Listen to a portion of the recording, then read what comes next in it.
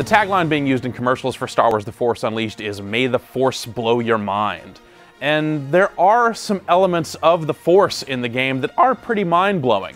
Unfortunately, the game that's been built around all your Force powers and all that stuff doesn't really take advantage of those powers as well as you'd like, so you don't really get to experience a lot of the mind-blowing stuff as often as you'd probably like. Oh. A boy?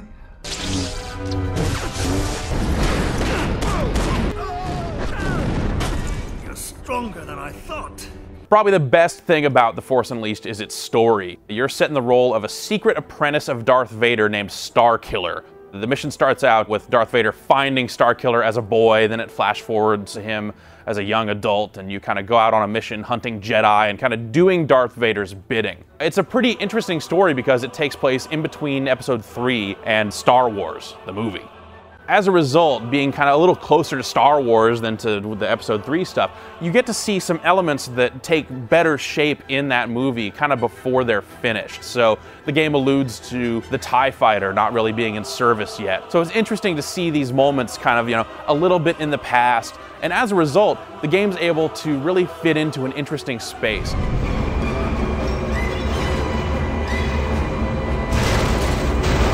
The gameplay starts out being all about the Force. You start out a little first, this teaser level with Darth Vader gives you a little abilities where you get to use all of the game's powers. So you really get to see what you're going to be able to do later in the game. Then you take on the role of Starkiller, and you only get to use one power. Thankfully, it's actually the game's best power, and that's Force Lift. The things you can do with this, just picking up stormtroopers and telekinetically flinging them around, is one of the game's best moments. It's cool because the stormtroopers act intelligently, in addition to the physics. They have some interesting AI at work that'll let the stormtroopers kind of flail out and try and grab onto boxes or grab onto walls and basically stop you from flinging them around until they're dead. Honestly, the whole game could have been this and I probably would have been satisfied. But from there, the game does get a little bit deeper and not necessarily in ways that complement what you do early on. You do keep unlocking Force powers, but in addition to all that, you keep running into enemies that are resistant to the Force, and that just doesn't make the Force powers very much fun. It makes the game a little more complicated than it probably should be. You're running around with your lightsaber, and sometimes you can hack them a couple of times and then lift them up, or use lightning, and it never really works quite as well as just the simple thrill of picking dudes up and flinging them around.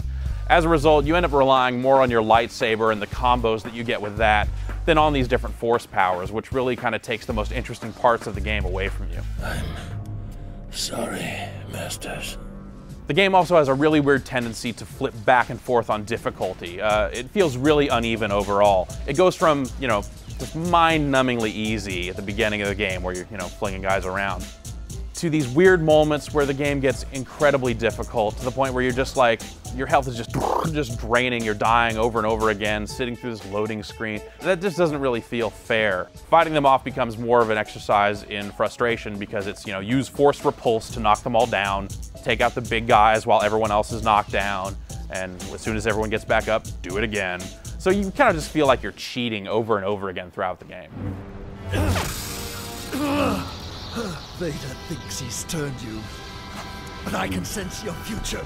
The boss fights also play off this a lot as well. When you do fight a boss, they actually get a life meter that's very similar to yours. It shows your health and how much Force power that they currently have. And you basically duke it out. You go up against Jedis and other kind of lightsaber-wielding, Force-using combatants, and they use the Force against you and use it back against them. But there's never really a clear progression for these battles or really a sign that, the tactics you're using are effective. You'll knock them over here and there, but then the same attack won't work again. I never really got a feel for what was opening them up to attack and what their weaknesses were. Instead, it more felt like I was just kind of dying 4 or 5 times, but every time I died, I got a little bit more savvy to the attack patterns they were using to the point where I was like, well, now I'll just hide behind this rock because they've lifted stuff up, and as soon as they do that, they're going to be open to this. And it felt kind of like I was cheating. And it's that frustration factor that really brings the game down. There are definitely some really great tools here, but when you combine them with the game, it doesn't really come together as well as you'd really want to, and as a result, it's pretty disappointing. Darth Vader has found us. Perhaps. Maris, gather your belongings and go into hiding, just as we've practiced. Do not return until I summon you. But Master, this is what I've been waiting for. Let me fight! The thing that saves The Force Unleashed, in addition to its story, is the game's presentation. There's some great audio here. All the voice actors turn in really compelling performances, and the script is pretty well written. So you feel like you're getting what you would expect out of a good Star Wars story. Ah, Master! Another excellent duel! Think about how long it's been since there's been a good Star Wars story. Juno, I'm done here. So those are the ups and downs of the game. You're given a really interesting tool set of cool force powers and interesting lightsaber combos that you unlock along the way, but the game doesn't really feel like it was designed to take advantage of the things that it's giving you. As a result, the gameplay is pretty disappointing, but there are some interesting set pieces, and of course, the story is interesting, so it's not a total wash. It's time to face your first true test. No. Yes. No. Yes. No. Yes. Perhaps. Yes. Juno, I'm done here.